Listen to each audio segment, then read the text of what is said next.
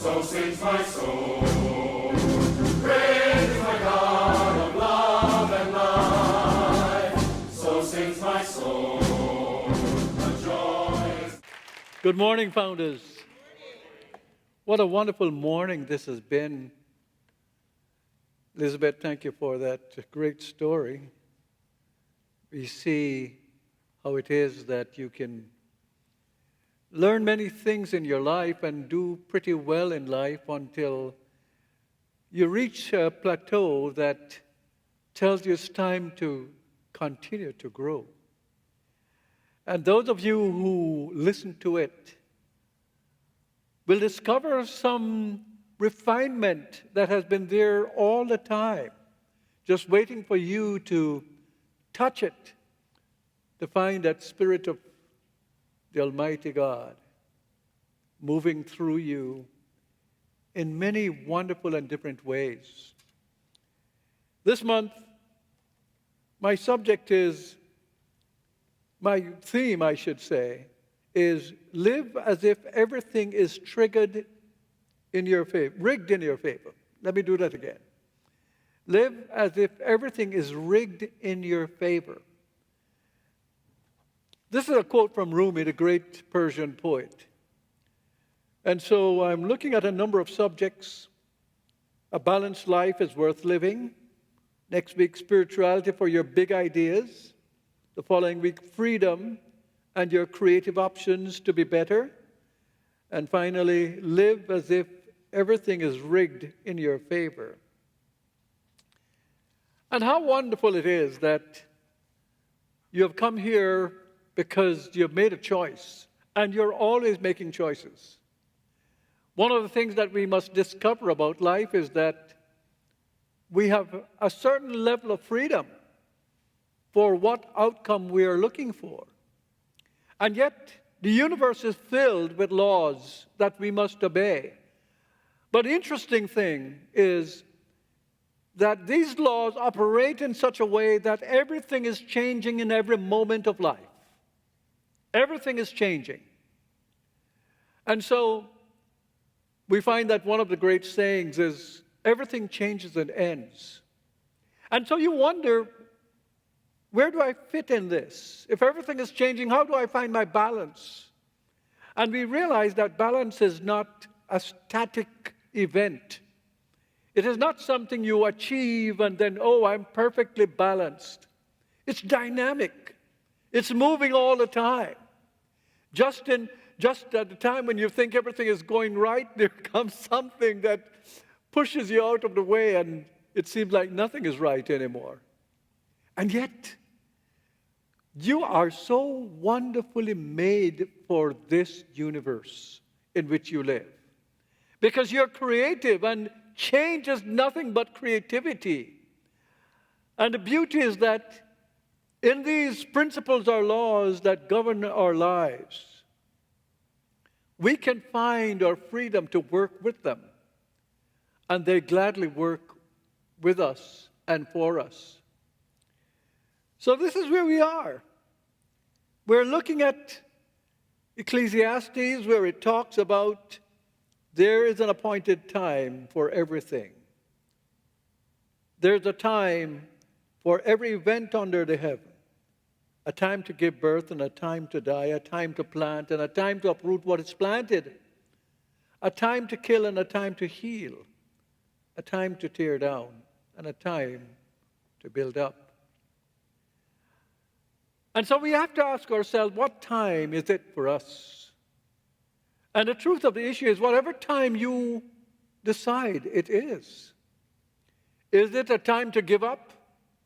Is it a time to say, well, there's war over here, there's the Russians over there, there's the virus over here, they're homeless over there, there are millions of people leaving their homes right now in Ukraine?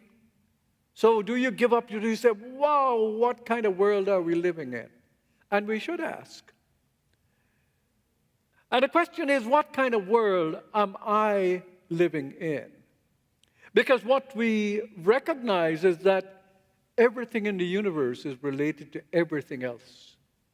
And this might be the last discovery anyone will make. People who think that, gee, we're separate from these, or we're better than these, or we have this and they don't have that, are missing the great component of unity and harmony in this universe, to be balanced, because they do not realize that everything is an individualization of the only thing. And the only thing really is spirit, is God in this universe. And this mind is operating in you at your level of acceptance of it. And this is what it means when it says you are made in God's image and likeness. It means as God creates the vast universe, and it is changing in every moment, creative in every moment, so are you creating your little universe, which you call my life. I call my life, you call your life. It is your life. And the question is, what are you choosing to do with it? Because that's what freedom is.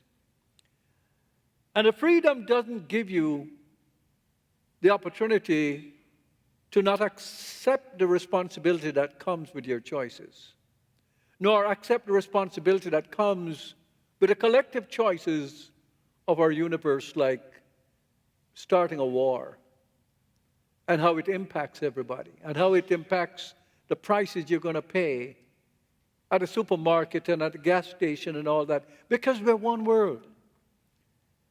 And the sooner we learn that we are one world, even as we operate as individuals, is the sooner we will understand what balance is. But in the meantime, you yourself have to find out how you can be balanced. So we must recognize that life is a gift. It is the best gift you will ever have. There's nobody anxious to say, gee, when I die, I'm going somewhere else, and it's so better, I'm in a hurry to leave here. God has given you this gift.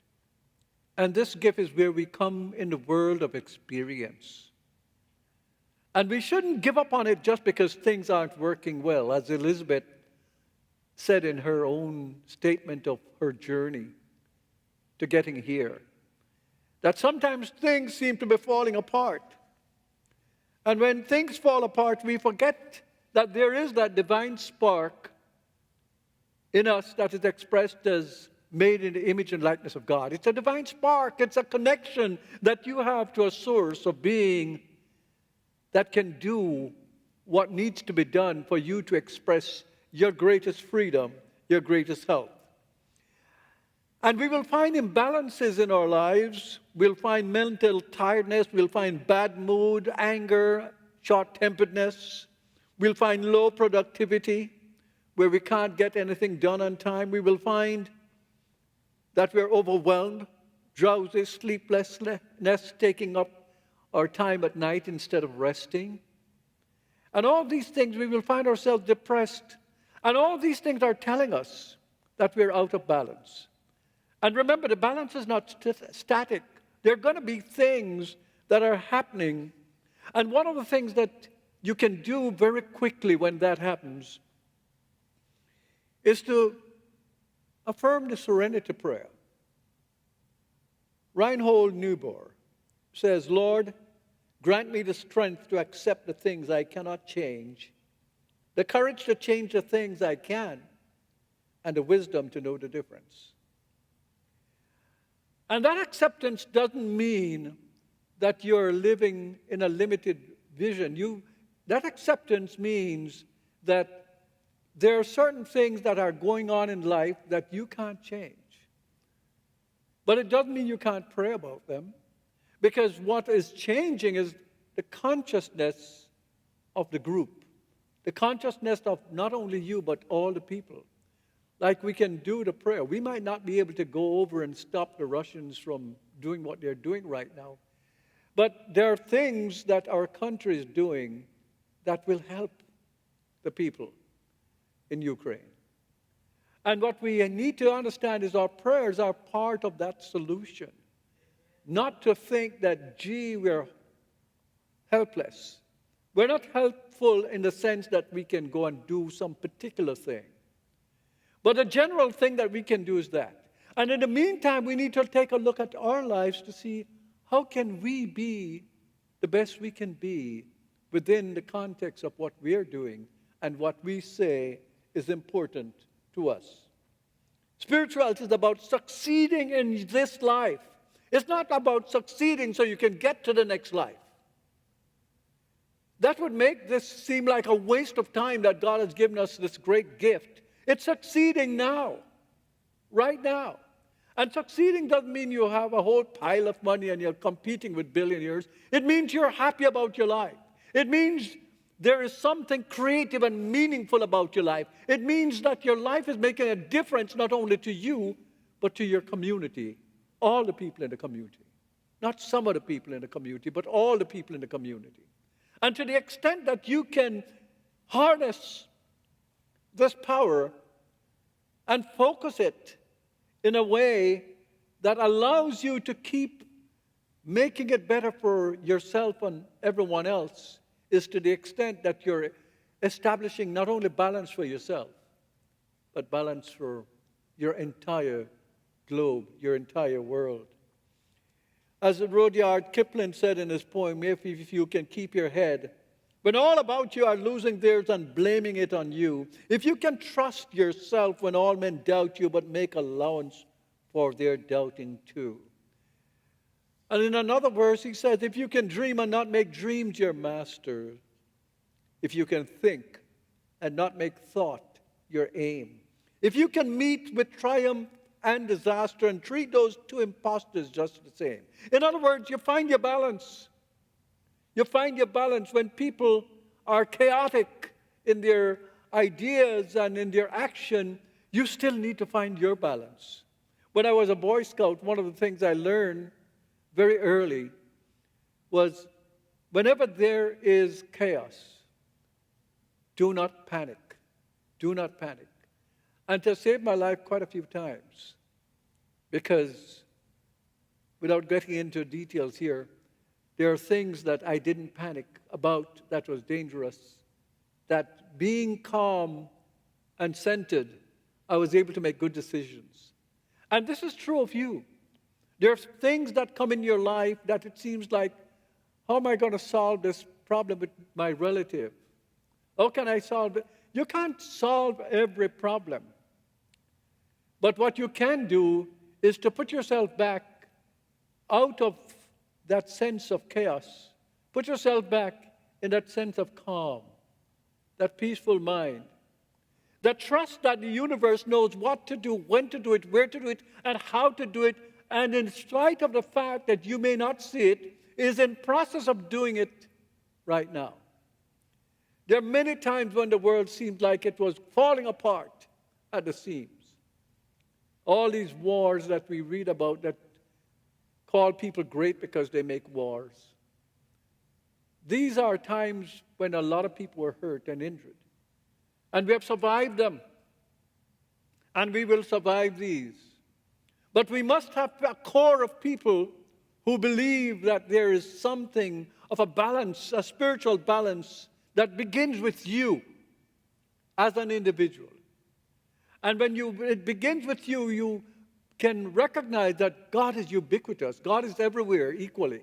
And to the extent that you feel it here, it's felt throughout and resonates throughout the entire universe. And we must do this work. We must understand what our spiritual work is. We must understand that every moment is a change, and every moment is a balance, an act of balance that we must take to keep ourselves focused. That is what it means when the Bible says that you must keep your eyes stayed on God if you are to keep yourself in the right alignment. This is what it means when it says, I look to the hills from whence cometh my strength. These are ancient people grappling with the same issues that we are grappling with. How do I keep my balance when everything is falling apart around me? And maintain that particular connection I have with this power, with this peace, with this love that is greater than I am, which we call God. A Zen master, a Buddhist Zen master said, every day is a good day. Does it mean that nothing bad happens? I doubt it. In the book of Deuteronomy, we're familiar with Deuteronomy 30:19, where it says, where Moses is talking with the Israelites, and he says, this day I call heaven and earth as witness against you, that I have set before you life and death, blessings and curses. Now choose life that you and your children may live. It sounds strange that God would say, I'm setting before you curses. But what it is saying is that this world is a world of experience, and experience means pairs of opposites. Good and bad, right and wrong, this and that, tall and short, dark and light. It's the world we live in. You cannot have experience in a world of no contrast. If it's all just one thing, what is there to know? What is there to experience? This is the real crux of the matter, that you can feel an enjoyment of your life because of these contrasts, but you can also feel completely overwhelmed by the tsunami of negativity if you allow that to enter the sphere of your consciousness and make that be the way you're experiencing your life. You have the power. You have the power to change that. So when the Zen master says, every day is a good day, yes, there will be good and bad days, but you can choose the good, choose life, that you and your generation, you and your children may live, which means that there is a future, an outgoingness of what it is that you're thinking. And the future is open. God does not determine your future. The future is open. If God determines your future, then you don't have any say in anything. It's going to be preordained anyway. It's because we have this element of freedom that God has given us this gift to create. And so even though sometimes we find in our teaching that it says only God creates, it's wrong. It's not only God creates, we all create. And this notion came from St. Thomas Aquinas in some 1400, when he decided as a theologian that God create ex nihilo, from nothing, and that is the only way to create. And that is not so. That is not so. You're creating right now. Every thought of yours is part of your creation. That's what being in God's image is. You have the power to create the life you want, but you've got to start believing it. And you have to be willing to face things that look like it's saying no to you and realize there's a deeper something within you that is saying yes. So when Ernest Holmes says that, man is a threefold, works as a threefold principle, is life, action, and spirit. Or he's spirit, soul, and body. And so he has life and action that comes from that. What he's saying is that from spirit you get inspiration. And what do you need an inspiration for? To go where no one has gone before. To go where you have not gone before. And that's putting yourself out there into the future of possibilities. That's what Elizabeth Turner talked about. She stopped being hemmed in by her level of acceptance, which is how the law works. You come to a level of acceptance of what your possibilities are. And you're limited, and you no longer want those limits. And the possibility is that you can think and you've thought, but if you don't know you can, then all you do is accept what you have done before. So what are you going to do to keep your life moving in this world of seeming confusion sometimes? You have to understand what your purpose is. What is your purpose? And as we get older, we have to come to the realization that we can't do everything. So we have to decide what is important to do before we make this exit from this wonderful plane. What is important for us to do? And the things that are not important for us to do, we need to stop giving them our energy and our attention. There's only so much time in your life. I don't mean for you to be anxious about it. I mean for you to be focused about it, for you to be effective about it, for you to really put your time where it's worth your while. So what is worth your while? What is it you want to leave as your legacy when you leave this plane? This is really what you really need to do. And so Einstein tells us, simplify, simplify, simplify. Simplify. Find ways to simplify your life. Find ways to get out from yourself things that are occupying your wonderful and most precious time when they shouldn't. And simplify. Simplify. So if you use your purpose, you say, what is my purpose? How do I find my balance? I find my balance by focusing on my purpose. And despite what is happening or not happening, I am keeping this balance. And suddenly you find that through it all, a pathway opens, like Isaiah talking about making a highway through the desert. You're making a highway through the desert. It seems like there's no path, but suddenly there is a path. And it's yours. And it's a path because you're doing this with Spirit. You're doing this with God. And you're making a difference. The final thing I want to tell you about keeping a balance is practice gratitude. Practice gratitude. Gratitude is not just saying thank you, although it includes that. It's beginning to feel in the deep sense how fortunate you are to be who you are. There is no one else in the universe who has ever been you before now. And there is no one else in the universe that will be you when you're gone. You're that unique and that precious to God and to your community for you to be here. But you must begin to know it, not in an ego sense, but in a sense of service, in a sense of knowing you have been, to whom much has been given, much is expected, Jesus said. And so once you begin to do that, you will understand what Ralph Waldo Emerson said when he expressed this. Cultivate the habit of being grateful for everything that comes to you, and give thanks continuously. And because all things have contributed to your advancement, you should include all things in your gratitude. Now, isn't that funny? Even the bad things that have happened to you have contributed to you because what? You have chosen the good from it. You have chosen the lesson from it. You have chosen to learn a principle from it. And you have been able to execute that to your betterment and to the betterment of your community. And when you are doing that, you're in that place of transformation.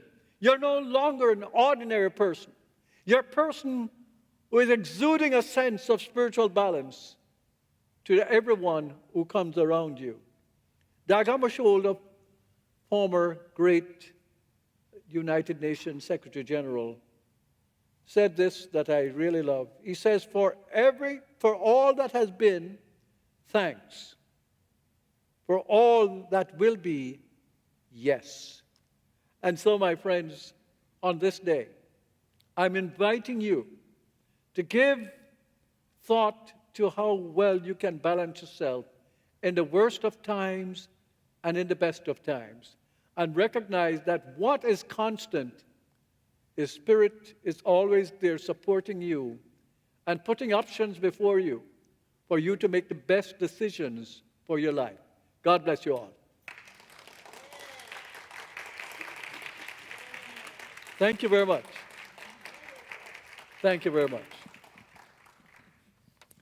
Well, this is our sharing time. And I want to invite all of you to stand. We're going to sing the doxology, which is in your bulletin.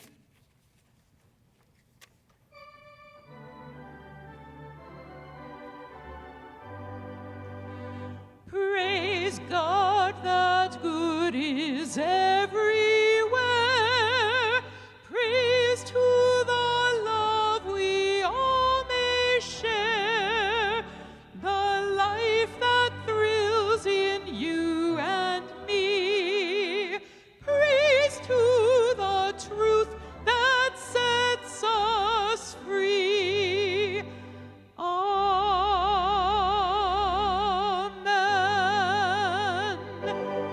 And Father, Mother God, what a wonderful world we have here to live in, because we're seeing it from the God's eye view. There is beauty, there's love, there's abundance, there's goodness. There's a sense of connection. And today we come here to support our spiritual center, to know that our presence here means growth, it means evolution, and it means a better world for all. So we bless the gift and we bless the giver. And we dedicate the gift to the truth that set us free, and so it is. We come to this moment where we understand what a privilege it is to be alive in this universe right now. To be exactly who we are, each one. An individualization of that one life of the universe, which is God. To know that we are infinitely blessed in this moment, not because we have earned it, but because God is so graceful. And we're filled with whatever it is that God is filled with, which is goodness. And all we have to do is remember what Emerson said, get your bloated nothingness out of the way of the divine circuit. And so, in this moment, that's what our attempt is. To simply come to a place of gratitude for all that has been part of our lives. And to find that balance, that there is no one to blame, that there is much to forgive, including ourselves.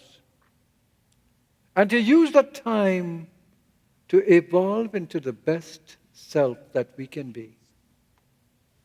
And realize that this is the gift that we return to God. That God has given us individuality, and we are returning personality. The person that we have become. So let us know that this is a fine gift. And so I speak my word right now for those who understand that the body needs some physical healing. And so we include the doctors and the medication and all these things because it's part and parcel of the one life, the one intelligence working through us. But we recognize that consciousness also plays an important part in healing. And so today we come here with a consciousness that heals, of acceptance that God's perfect idea of our lives is manifesting at a higher and higher level in each one of us right now as a healing. And we recognize that healing, as the World Health Organization says, includes well-being, social connection. It does not necessarily mean the total absence of diseases. But it puts us in a place where we understand that whatever is happening in our body, we're moving it into the highest place of acceptance, of our effectiveness to work as it should. And now we know that that's true of us today. And we give thanks for it. We bless relationships. We bless all relationships, your personal ones and our relationship with the world. And we just know that there is greater harmony and balance in decisions being made for each other that affects each other. We bless our church. And we recognize that regardless of what has happened with the virus, that we are now in that mode of growth and well-being as we contribute to the consciousness not only of our country, but to the world. And knowing that all is well with all the people who have come here today, and that this has been a very special blessing for you, I say thank you, Father, Mother God, and together let us all affirm, and so it is. Please stand for the benediction.